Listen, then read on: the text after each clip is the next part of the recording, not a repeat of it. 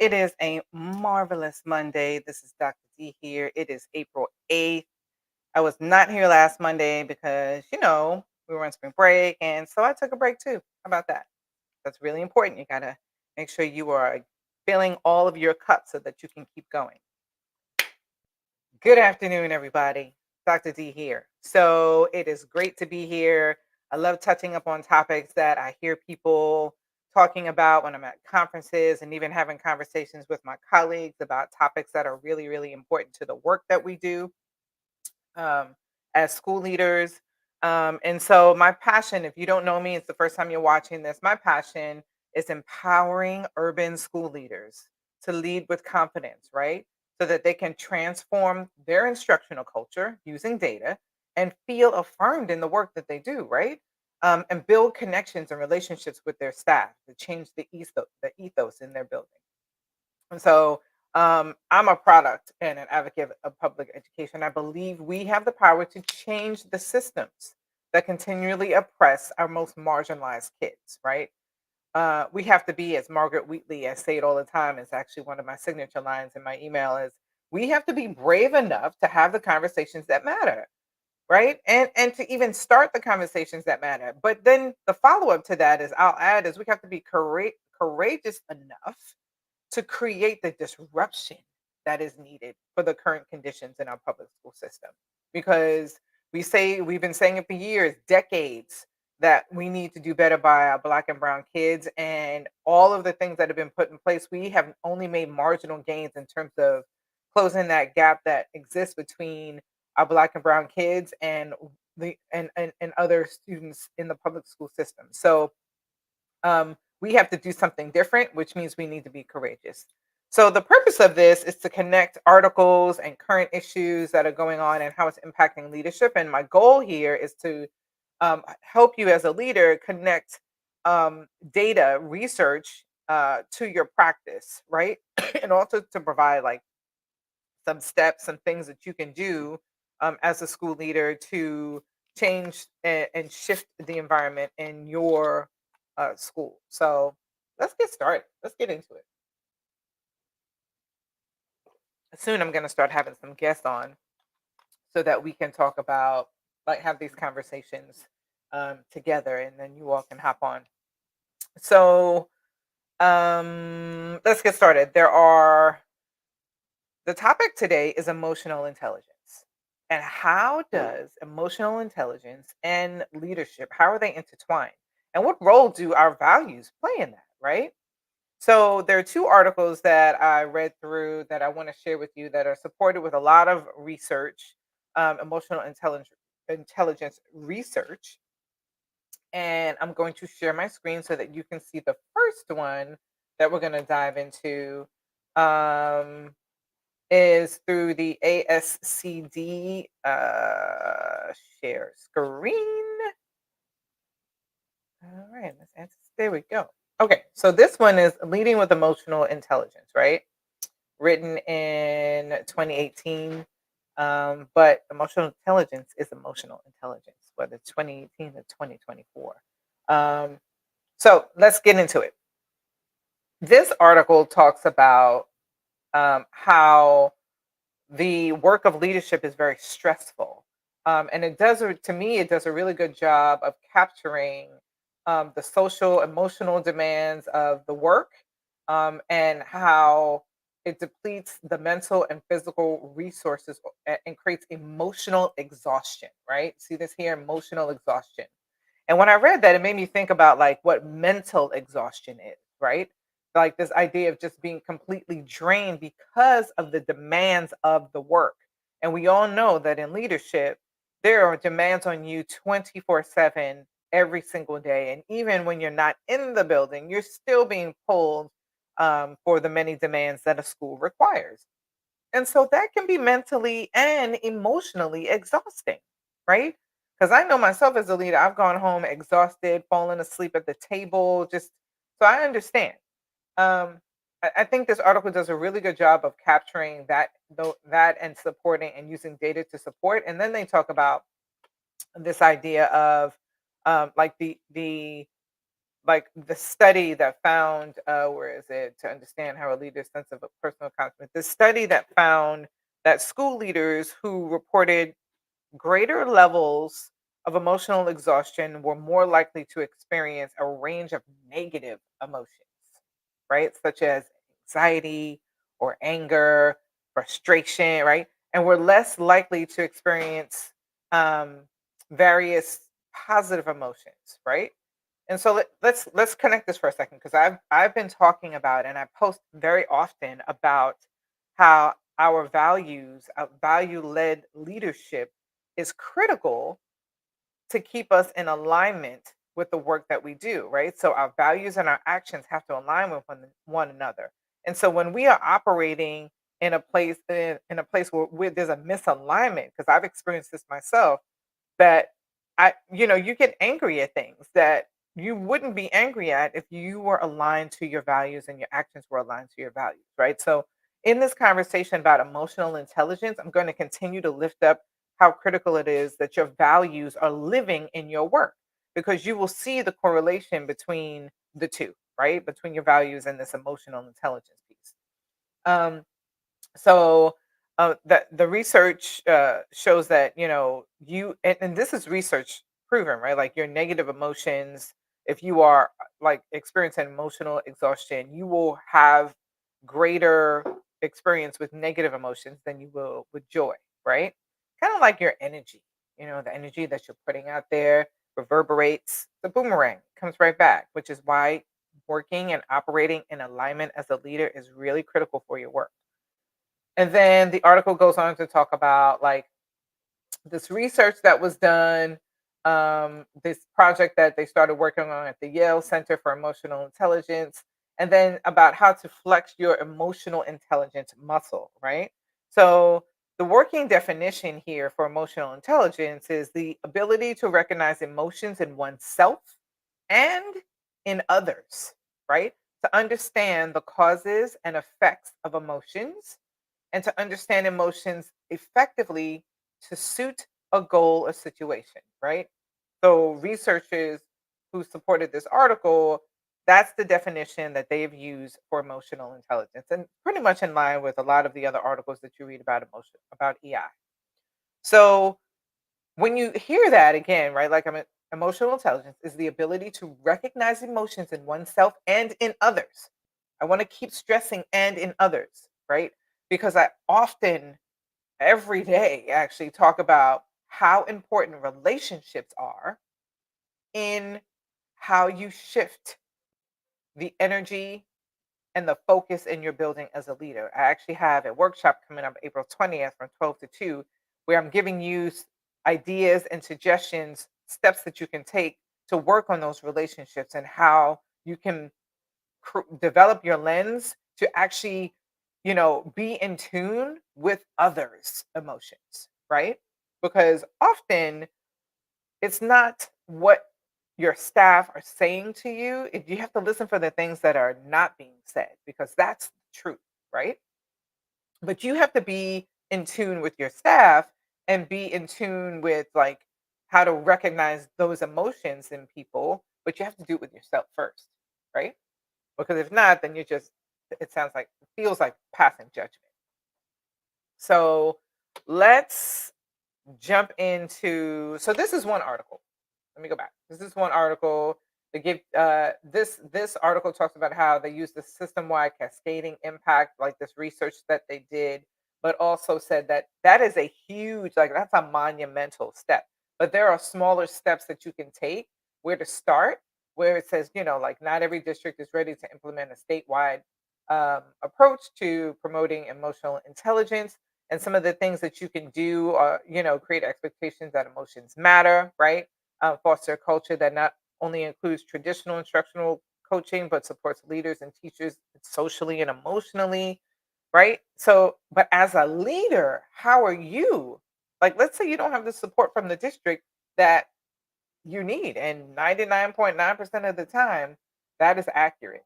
Every single school leader I've spoken to across state lines say the same thing, right? Like, the district they hand out initiatives, right? It's about checklists. But in order for you as a leader to start developing and shifting your lens in emotional leadership, you can't wait for the district to do that for you. You have to do it yourself, right? And so this article really talks about like how the district can start doing it in ways, but there are pieces in here that you can also take as a school leader where you can prioritize time in meetings. For like example, this is a great one. This is one I use very often. Is prioritizing time in meetings to discuss school challenges and ideas with community members and receive feedback about how teachers and leaders handle difficult situations. Right? It's an effective approach. It is inclusive, and you and your staff feel like they're being heard, which is extremely important, right? That's a huge part of our emotional growth is and need. Like that's a psychological need we have is to feel needed and heard. And so doing that helps fulfill that need. So now I want to go into the second one before we dive into some things that we can actually do. This one is another research article from the Impact Education Group, Emotional Intelligence for School Leaders, and they pretty much talk about the same thing, but they're providing like the skills that are needed. I really like this one because it provided the skills, the six core skills of emotional intelligence, self awareness, right? This is critical. Are you aware of the things that trigger you? Are you aware of your the physiological changes that your body go through when you are under stress and those triggers? Awareness of others. Like for let me go back to self-awareness. Like I know, for example, I'm very intentional about my facial expressions because it's hard for me to not show how I'm feeling on my face. I'm just that kind of person. And so you need to be aware of those things and maybe have an accountability partner for that. Awareness of others. This is so critical. And this is something that for some people just comes really, really naturally. Like I'll say for me, it really comes naturally. I'm a people person. I like to talk to people.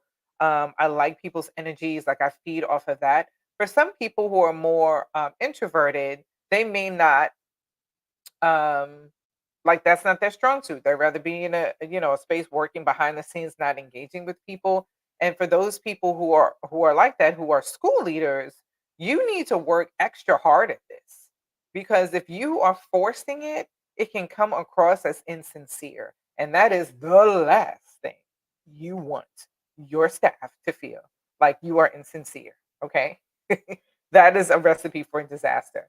Um, and this leads right into authenticity, right? Like knowing um that you are operating in your true self, right? Emotional reasoning, I've had to use this one a lot. um Self-management, and then positive influence. So I really like this article because it gives you other things like what um core skills of emotional intelligence you can use. So I will put that in the chat when I'm done with this. Um, when we're done with this live. So to piggyback on some of the suggestions that these research articles have shared, one of them I'm going to go over three, and the fourth one is like in general. Okay. So one of the things that the article, especially the second one, the emotional intelligence article, talks about is incorporating reflections as regular practice, right? Like doing that as a regular practice can absolutely transform into a source of rich qualitative data. Because I'm going to talk about some data, right? Got the hard and the soft. We're talking about the soft data right now.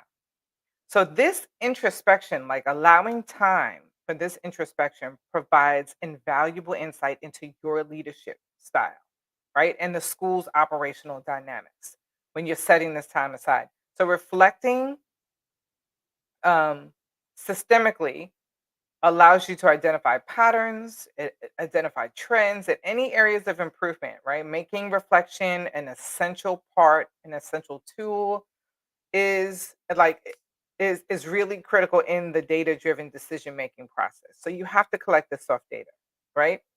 Feedback is another really, really rich source of data, right? Becomes another layer.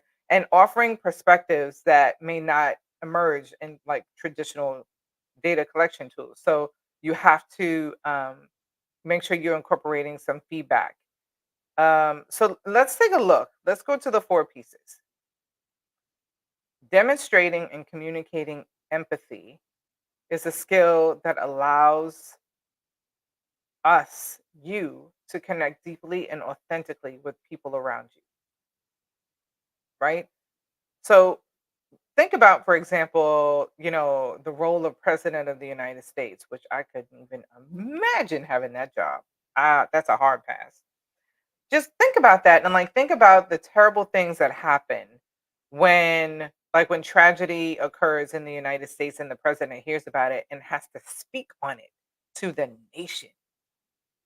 Like the level of sincerity and authenticity that a president has to tap into as they are conveying this message to the nation is profound, right? How many of us actually watch the screen and actually say like, "Oh wow, I really that was a heartfelt, you know,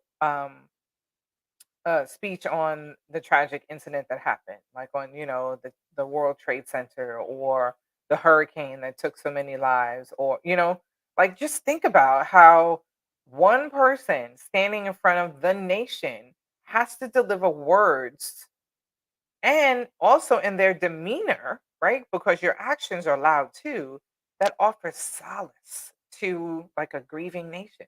That's amazing. Like that skill is really amazing, right?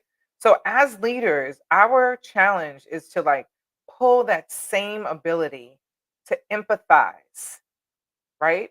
Not just in the moments of like tragedy, but in the day to day interactions within schools. And I have to admit that that was hard for me because of my core values.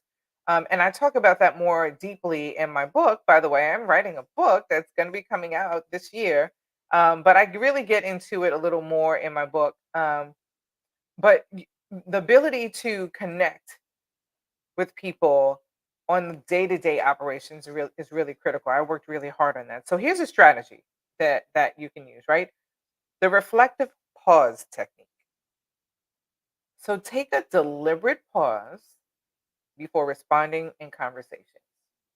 Because if you're like me, I joke around when Issa Rae came out with her show, I felt like that was me having conversations in my head, a whole conversation in my head about what's currently going on, but showing something different, right?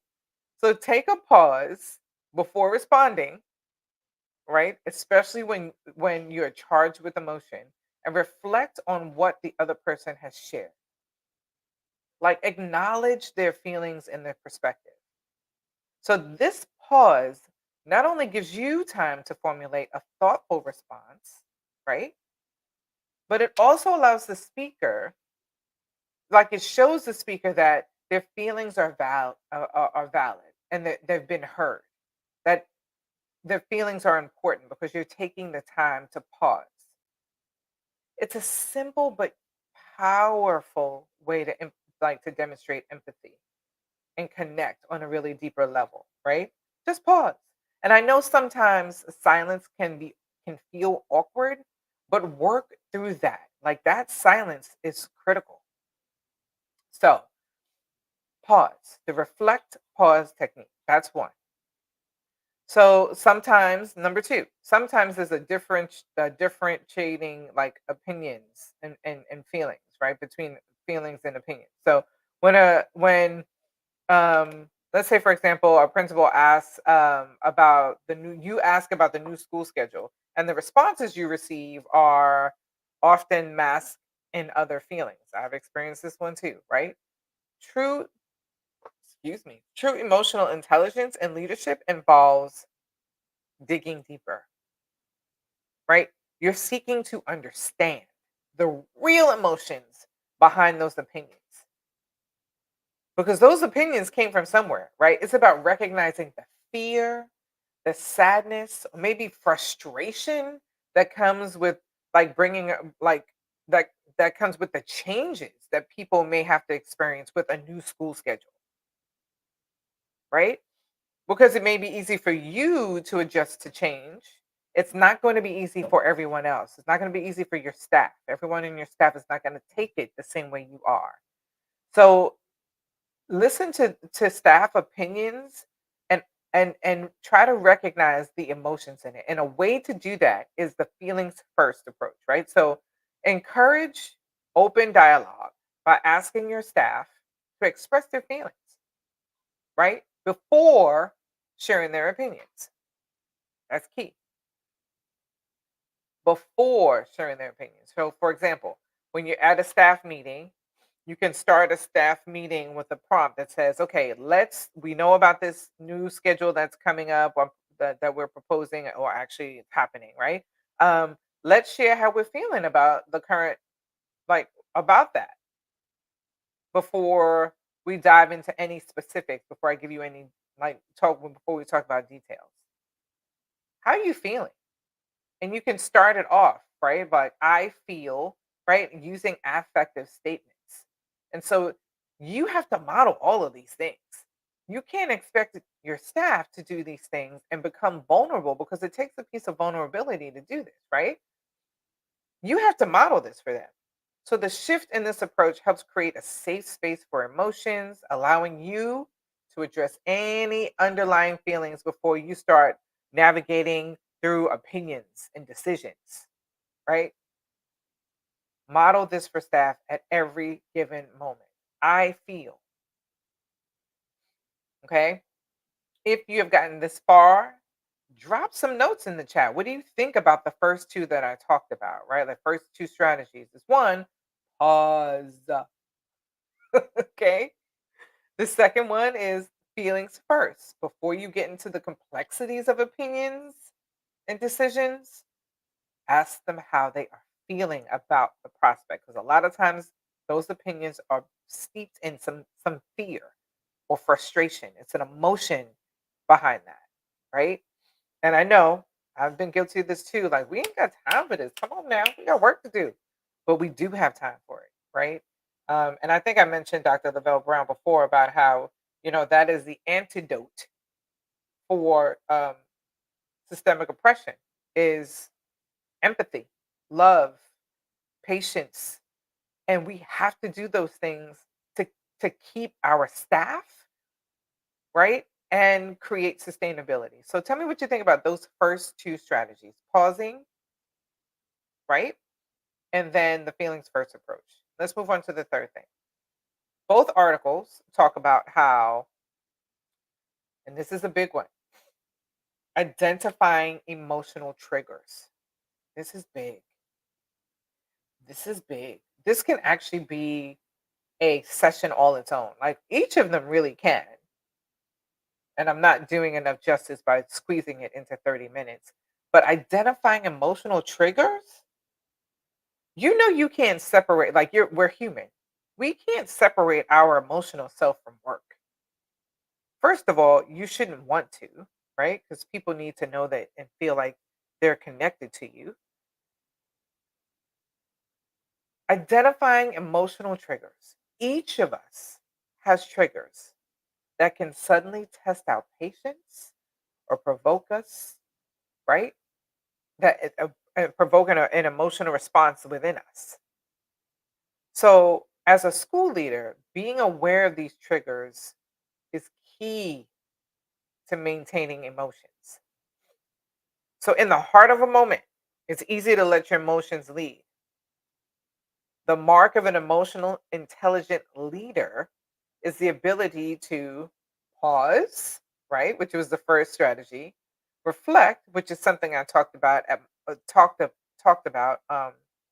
the last uh, "What are your thoughts?" live, right, and differentiate between emotional responses and logical responses, right, and logical reasoning.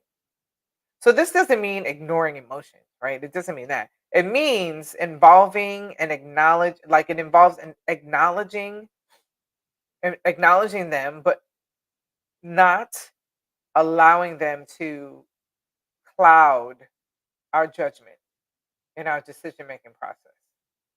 Acknowledge them.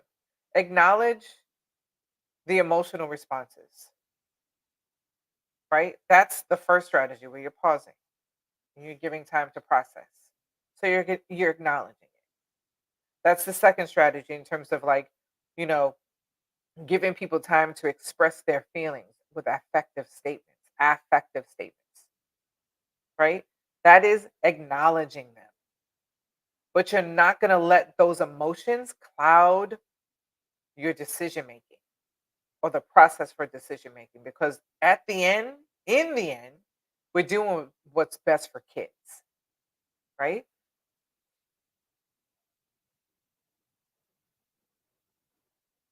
This process is not a one and done. It is an ongoing process. And I dig really deep in identifying these emotional triggers and developing your value led actions um, and as a way to really make sure that you are aligned in your work as a leader. I dig deep into this in my upcoming book, so stay tuned for that. So, a strategy that you can use to identify emotional triggers, this is the third one, is keeping a journal, right? A trigger journal. So, keep a personal journal where you note instances that provoke a strong emotional response, right? Document what happened,